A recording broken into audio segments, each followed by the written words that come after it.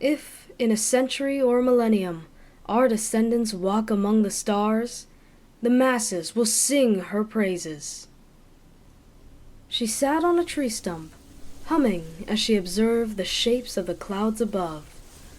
It was not until her mother called for her that she hopped off and ran toward the voice. The low flight that they were about to take was all too familiar to her parents. Otherwise, they would not have taken her along. Her goggles were strapped on and her seatbelt fastened. As the engines roared, the aircraft began to slide down the runway. The wind brushing her cheeks grew stronger and stronger. Scared, she closed her eyes. Then, her body felt very light. A nauseous feeling gushed through her larynx, and her heart raced to the tip of her throat. She squeezed tightly into her mother's embrace. Fortunately, the feeling didn't last very long. When the aircraft stopped jolting, she slowly relaxed. But she was still afraid to open her eyes, until her mother lightly tapped her shoulder. She finally found the courage to open her eyes and look around. From this angle, the city where she had lived her whole life felt so foreign and strange. The crowds that she struggled to squeeze through now looked like tiny, insignificant insects. Her mother pointed up, prompting her to look. The sky was so clear and bright.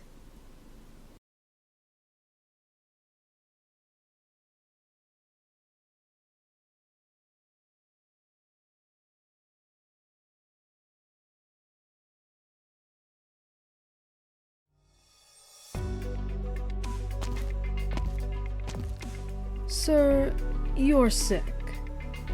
"What? I'm as healthy as can be." "No, I can tell. Alcoholic, crapulent, and insomniac. In this oppressive nomadic prison, surely you haven't had the chance to enjoy much of the finer things in life?" "You're right about that." I mean no offense. I get the sense that you might need some rest and recreation. Have you been to Siesta? Minos? Please stop making fun of me. No. This is an invitation. Please choose one. Think of it as a way to kill time as this boring wait drags on. Minos. Minos. The fruity aroma of its streets rides the wind past its pristine white walls. More importantly, the innate elegance of its beauties will have you reluctant to leave. All right. I can already imagine the extravagant life you live. I'm green with envy. No, what I'm saying is that it's all prepared for you. All prepared for you. What do you mean? I believe an illness like yours can only be cured in such an environment. And you've been a great help for me across a variety of matters. Men like you deserve the finest of treatments. After a few months, any gloominess clouding your mind will have completely dissipated. You'll be as strong and as sturdy as the Minoan craftsman. You may even enjoy a stimulating romantic encounter. Mr. Justin Fitzroy Jr., let me say this again. I'm fine. Please stop toying with me. Please. Mr. Justin was my father. Call me Justin Jr. All right, Justin Jr. So, even business section people at Rhine Lab know their medicine? No. I don't know the first thing about medicine. Who would be interested in something so complicated that can affect no visible, immediate change? Then what in the world are you talking? I'm sure you're dying to know what kind of illness you have and who spread it to you. Take a look around you and remember, your superior, that unsympathetic, good-for-nothing judge, and even the old warden, so unpleasant even after he retired.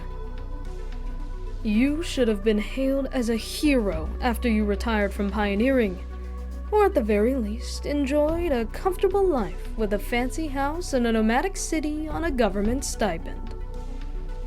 But no. You looked into my background?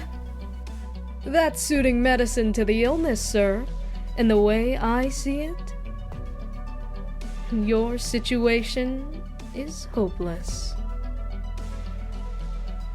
The remedy I prescribe is a vacation, a luxurious home, bottles of fine wines, beautiful specimens of your preferred gender, and top-notch security service.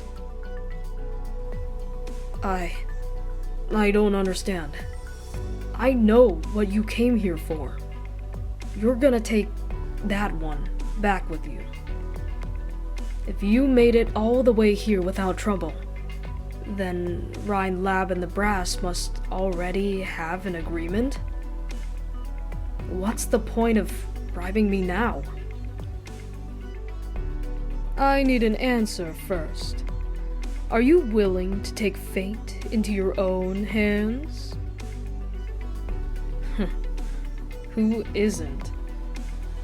Right, which is why you're very unlucky, and also lucky in a way.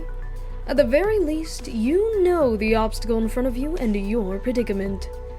For instance, you've always played lackey to someone else. You were deliberately ignored and cast here. You also know what you want. For instance, you've been planning to propose to a certain someone, which got delayed by this trip, right? Oh, I wonder how that proposal would go on the Minoan Plains. Yes,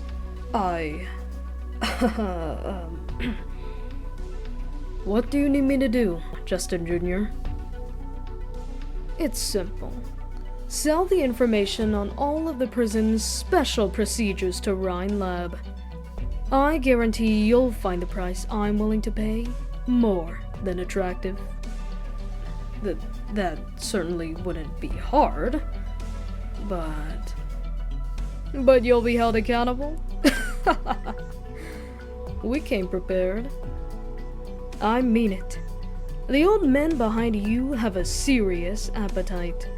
I spent twice my budget to get all this in order.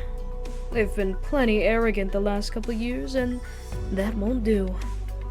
Those greedy, selfish idiots haven't been willing to face facts.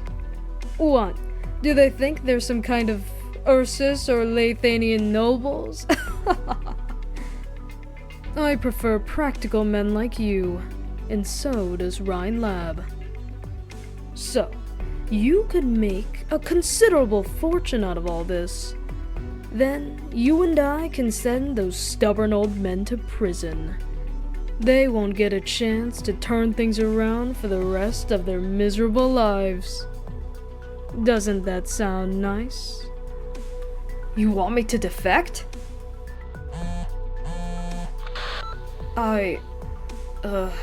Hold on. Who the heck? Couldn't have picked a worse time. A letter from the bank? I thought I paid it all off. Ugh! Justin Jr. This money?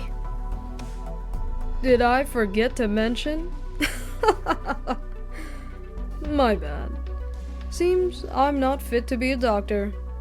This is your first course of treatment. So much. And the most effective cure for your disease is power and wealth.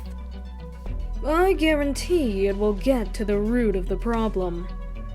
On behalf of Rhine Lab. I understand. Pleasure to work with you, Justin Jr. The pleasure is mine. Let me ask one more thing. Is Rhine Lab full of men like you? No. They're all freaks. The freakiest you've ever seen. But I'm cool with freaks. Like the one we're looking for today. It's all ready, sir. Good. After all that effort, I finally get to meet our famous freak. Please don't forget what we talked about. I hope you'll be at my cocktail party in Trimounts next month, as my personal guest. No invitation necessary.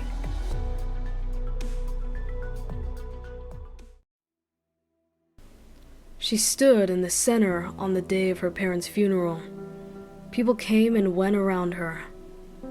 One after another, men she didn't know offered their condolences in front of her parents' portraits. A science journal's editor-in-chief, a high-level government official, a legendary investor in the finance world, the representative of a technology conglomerate. All of them looked so saddened. Saddened that the genius inventor, husband and wife brought the world of science to new heights, only to both die young. None of them could understand. They couldn't understand why, when this era-defining technology, flight, had just taken off. Why would they waste their energy and effort on something as meaningless as reaching the highest altitude possible? All of them were furious. Furious that with the death of the Wrights, the government-sponsored plans became a laughingstock, and their enormous investments had all gone down the drain.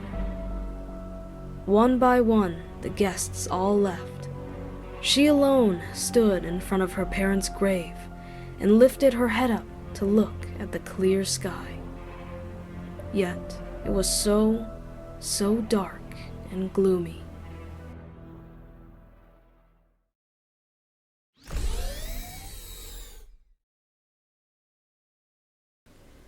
The light is blindingly bright.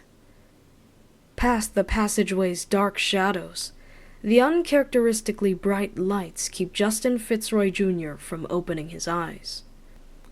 The brightly glowing laboratory is right, exactly the same as the one in Trimounts.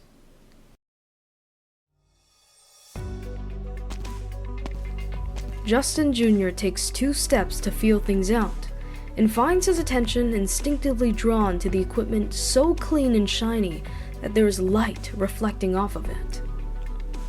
How much did this cost to build? They built all this for one man's sake?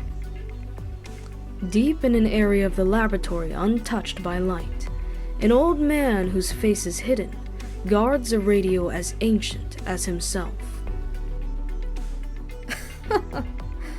This is a prison? You call this a prison? Goddamn.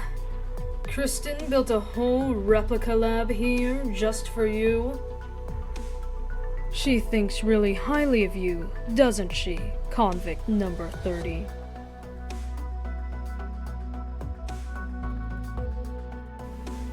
You aren't the regular liaison, but I've seen your face.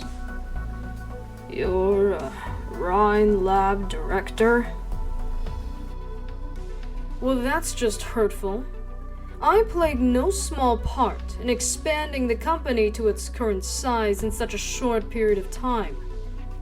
How could Kristen not have told you about me? I have no interest in people like you. I'm a sick, crippled man. What do you want from me? Don't talk like that. I've read your file. You were extraordinary. If it wasn't for... Sorry. I'm pretty sensitive about the past. Oh, alright. But I'm really curious. What is it that Kristen wants you to accomplish so badly she went to all this trouble? She didn't tell you. Which means you have no need to know, boy. This isn't the first time a science freak has mocked me. Well, no biggie. My job here is to take you away. Looks like your little project has moved on to its next stage. She needs you there in person. It's about her survival plan. So you do know, you sly little punk. All I know is Kristen has had you working on something to do with originium and the human body. It's not my area of expertise, but at the very least, I know one thing. Rhine Lab's control is not a coward who fears death, and she definitely has no illnesses that need healing. Which means there's something else going on that's making her desperate for a way to extend her life. Some kind of extreme circumstances. You're a smart one. No wonder she chose you to bring me out of this place. But you'll have to wait a little longer. It's almost time for the Vice President's speech. A speech? You're into politics now? No. Today is going to be an interesting day. Patience is a virtue, kid. Now, we still have to introduce ourselves. I'm Loken Williams. It's a pleasure. I'm Justin Fitzroy Jr., Business Section Director at Rhine Lab, an outsider to the world of science and technology. I'm only here to bear witness to history, sir.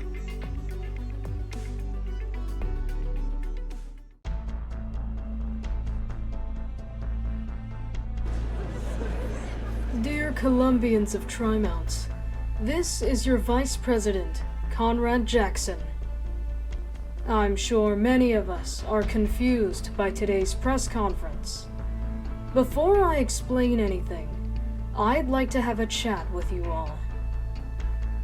Do any of you feel that on our Terra today, it's gotten hard to focus just on the cities or even the country in which we reside?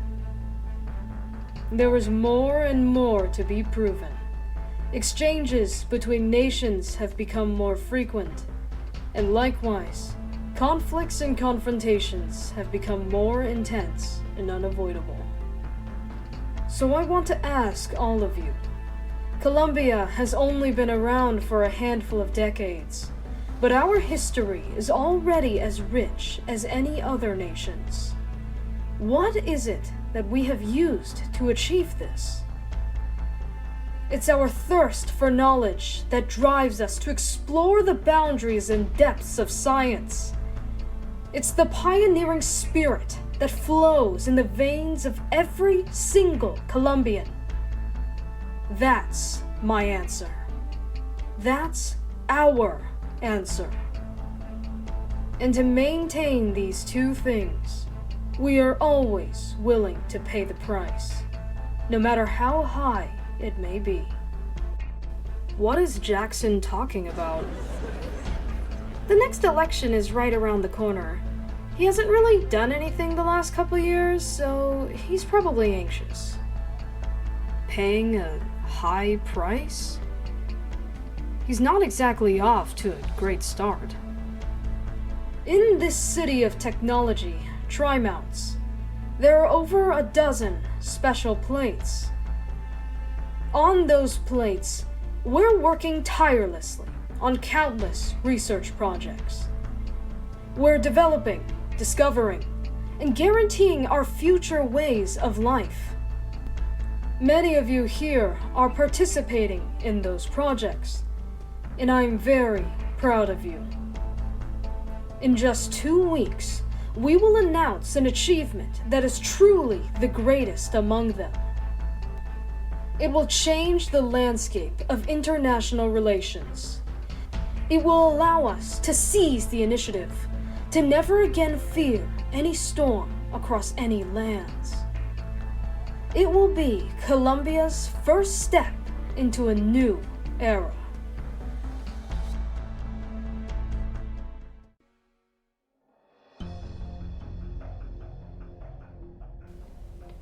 First step into a new era? I heard Jackson was already a famous orator and activist back in college. And now he's holding a press conference in Trimounts. You know what that means, right? Let's cut to the chase, Colonel Blake. You need my help, and I need yours. This is easy. Help. Yeah, sure. A super weapon crafted specifically to keep that damn shard of Londinium in check. Who knows how much money the military poured into that thing? But now, Kristen and all the techs on the project had disappeared without a trace, overnight. And that, what does that handbook call that big ring again? Hammer? Damn it.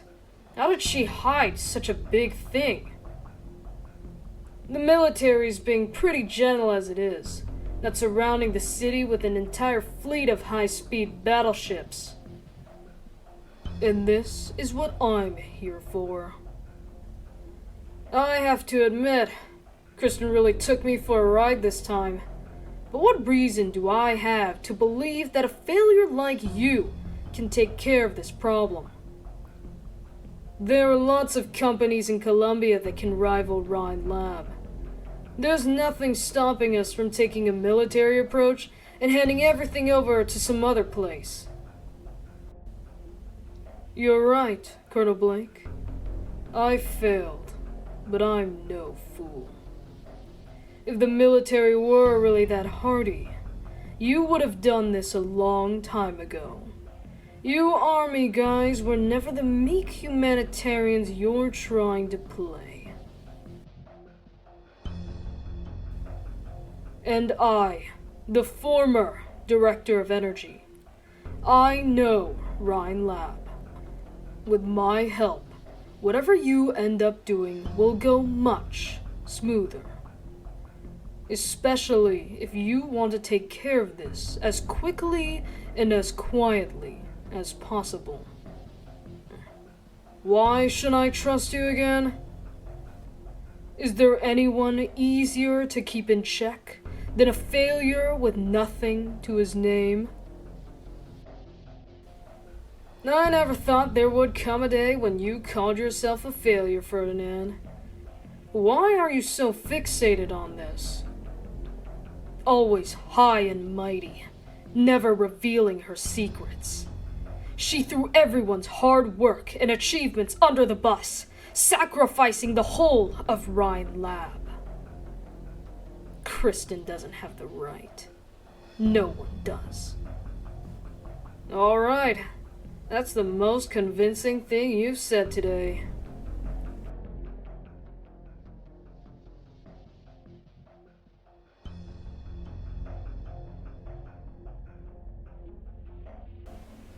I don't actually like this feeling a whole lot. Too quiet. The air is so chilly and dry, and the light's awfully cold. No idea what's up ahead either. Things weren't so lively back in the day. Most of the time, everyone was just busy with research.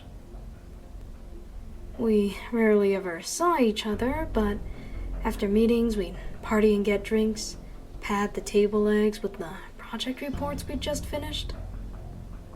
I missed that feeling. The feeling of being accepted. The feeling that we were making a difference. That our work had purpose. You have to feel nostalgic for that too, don't you, Kristen?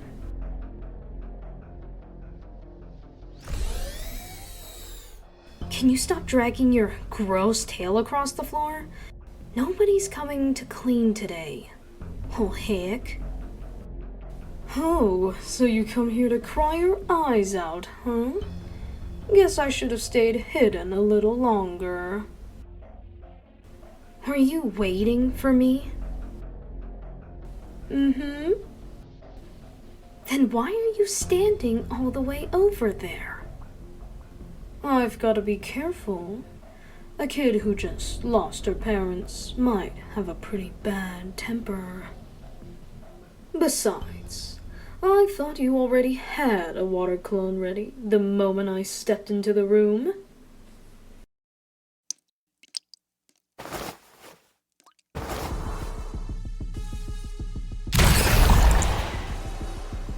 Since I'm found out, I might as well drown you right away and stuff you into a dead power armor. Oh, I didn't know you were such a vengeful elf. A Maylander agent infiltrating this place, huh? What are you up to? Infiltrating? Think again. Would Control's office be that easy to infiltrate? Are you working for Control? What kind of deal do you two have? And what's she got you doing for her? Are you betraying the Maylander Foundation for this, Kukulkan? So many questions. Why don't you ask Kristen yourself? You're so close to her, I'm sure she'd tell you. Right, you're at the end of your rope. Why else would you expect to find Control in her office? Kristen really asked you to come? If I told you I invited myself here, would that make your heart ache more? She doesn't have the time to deal with you right now. Perhaps she's already sick of all your backstabbing and all your distractions. Maybe she never had a place for you in her plans. Whatever you want to think. That's not your place to say. I'm just trying to remind you out of the kindness of my heart. Or pity, if that's how you want to see it. That you should try to not be so tense. Don't you think you know her better than I do, Kukulkan? I've known her a lot longer than you have. Maybe I don't understand her, but I know what it is she's trying to do.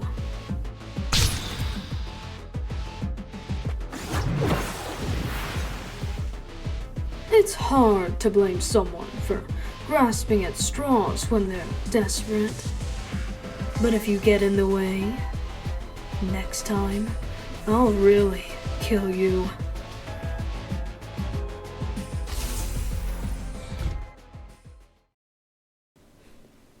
The dreadful Liberi has vanished.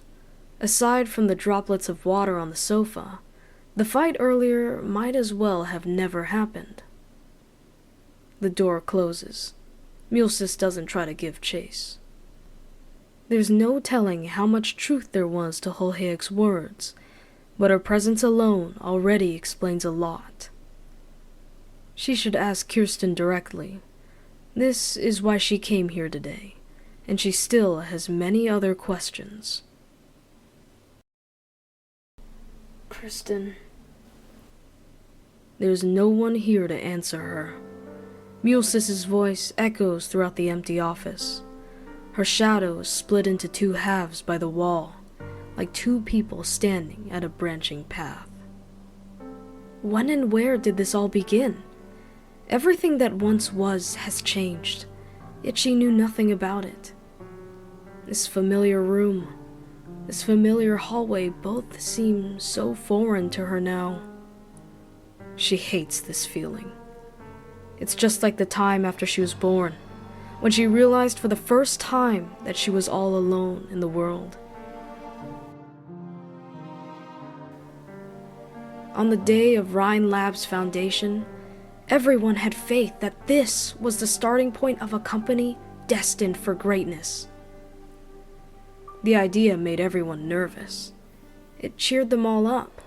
It put smiles on their faces. It kept them up at night. She and Saria chatted about the future on the balcony until the next day's beaming sunrise shone directly into their eyes. At that moment, she thought that she, Saria, and all these people would walk with Rhine Lab forever. It was an unrealistic notion. When topics like profit, conflict, and misunderstanding piled onto her desk one after another, she couldn't help but laugh. What exactly is confining mankind? She lifted her head to look at the sky. It was so ugly.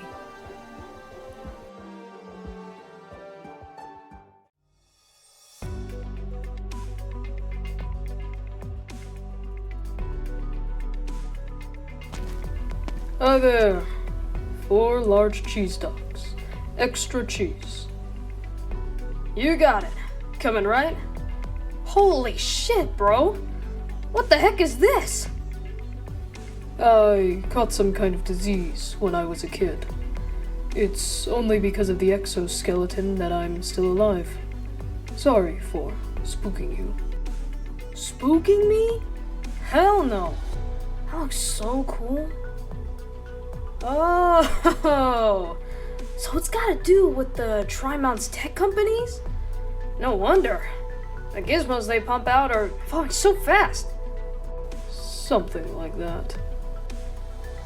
My bad. That was probably rude of me, acting so surprised. I'm used to it. Mind if I smoke here? You can still smoke? That's amazing. So empty here. This road doesn't get much traffic, does it? Just today, when the vice president came through not long ago, the traffic jam was miles long. Maybe it's the weather. Here, your hot dog. That's some appetite you've got, bro. Take a seat wherever you want. Not like there's anyone else today. Thanks.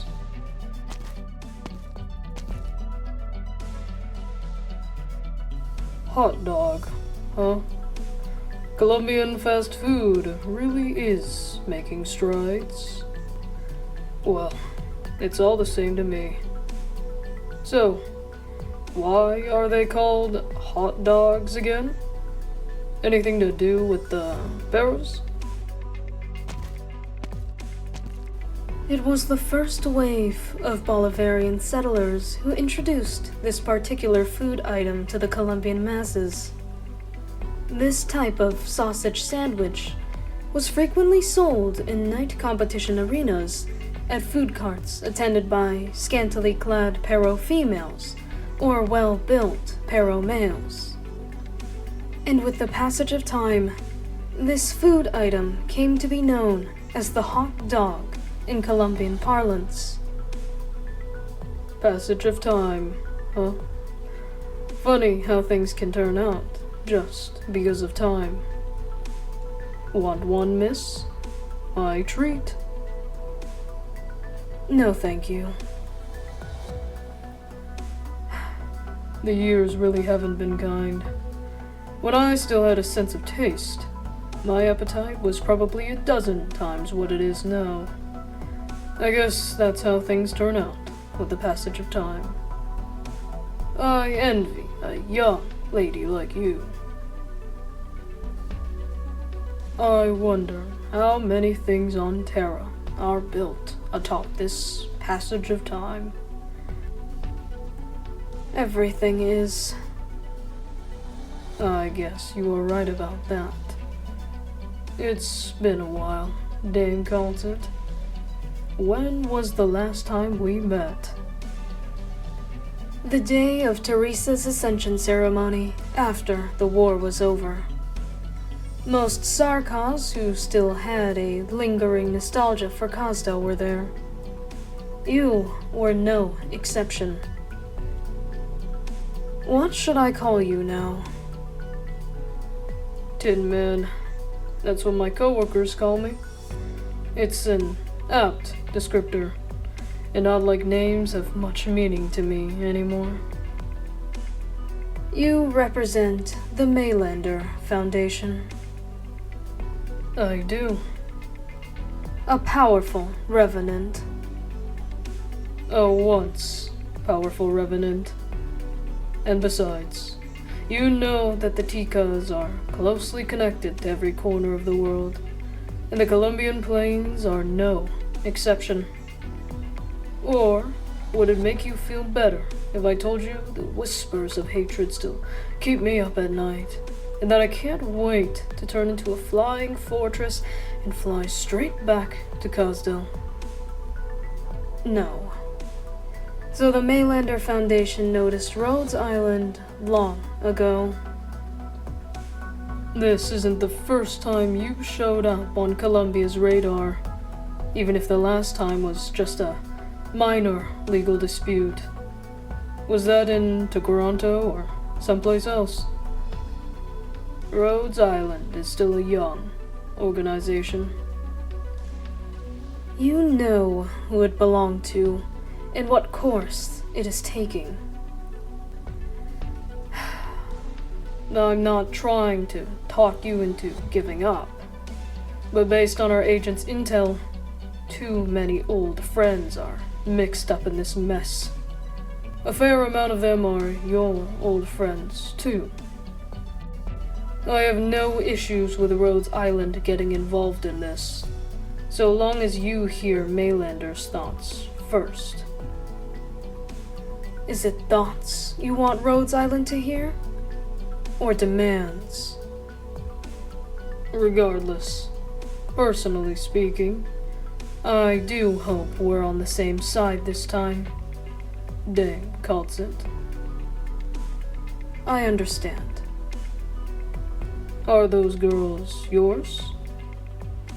The Tin Man lifts his head up to gaze at the bottom of the dark clouds. Not far away, a pure white feline and a fire-red Savra sit on a bench. The Savra girl enthusiastically tries to tell something to her buddy, but her buddy simply stares at the sky, seemingly paying no attention whatsoever. She is thinking about the past.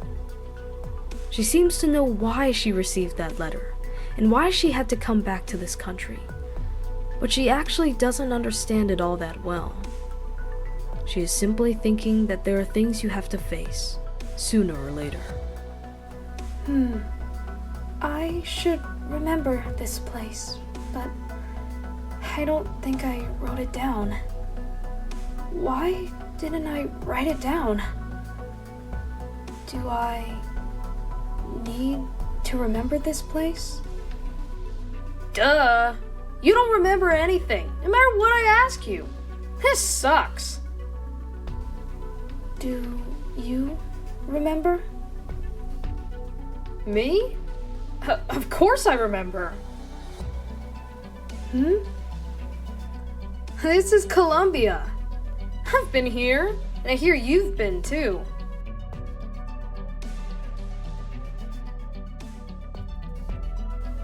Oh, I remember them. I see now. It's a cruel twist of fate, Kal'tsit. But you'll have children so young face their fate head on.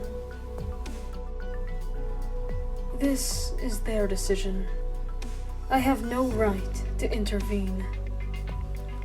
Kal'tsit silently looks at Trimounts, shrouded in dark clouds in the distance. Its tall skyscrapers remain under the thick, dark clouds, its base hidden by the fields around them. Likewise, the Tin Man lifts his head. Up in the sky, above the city and the entire lands, at an unreachable altitude that mankind has dreamt of reaching for thousands of years, a burning fireball is tearing through the skies like a falling star. Ifrit, do you want to hear a story? A story? Alright. Today's story takes place in a beautiful city in Sargon. There was once a well-respected king, loved by his people. But when he finally grew old, he had an anxious look on his face, never calming down for even a second. He gave it his all to rule his city, but he found that not one thing in the city would bear his mark forever. His statues would crumble, and his legends would fade. People forget too easily. In the final days of his life, he eagerly hoped for there to be something that could truly symbolize his whole legacy and ensure that it would be told for generations to come. And so, he asked his wife. He hoped to find this treasure with her, together. They searched all over the lands and found a bottomless pit of gold, clothing that restored youth, a magic mirror that allowed its user to change races at will, a sword that could rend mountains, and a treasure map that led to mythical realms. None of these were what the king wanted. They were all too specific, and the desires they bore were too strong. The old king did not think any of these could represent his legacy. This left the queen stricken with grief. She prayed to the night skies that her husband would get his wish. Finally, hearing her faithful prayers, a star arrived in the mortal realm. Ifrit stares blankly at the blazing red tail sweeping through the sky. She suddenly recalls a story out of the thousands that silence has told her. Legend has it, there is always hope wherever a star so happens to land. The differences that divide mankind are mended the moment the star reaches the ground, and everyone's wishes will be fulfilled all at once. Will a star come falling down? There's no time to think. Time is flying by. I wish for